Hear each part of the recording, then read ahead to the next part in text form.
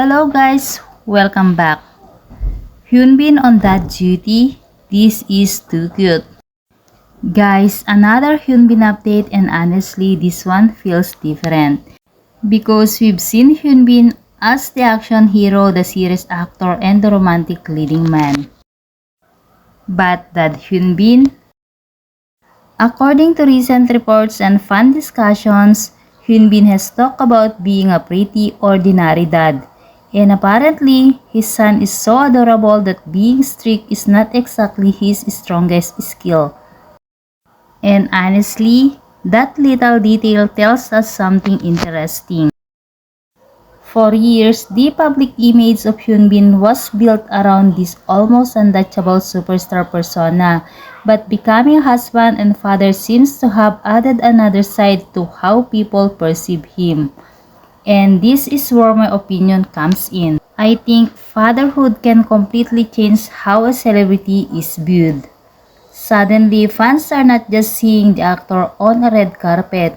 They are imagining the person behind the celebrity image, the dad doing normal family things, spending time with his child, and enjoying moments that don't need to become public content.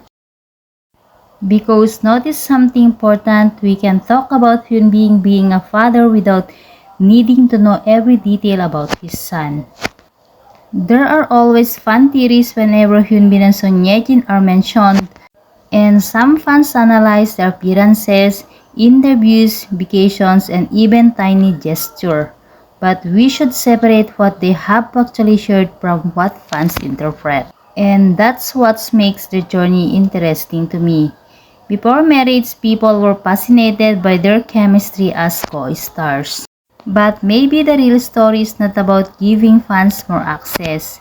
Maybe it's about how they learned to protect what matters most while living under enormous public attention. So yes, seeing Hyunbin in his soap dad era is adorable.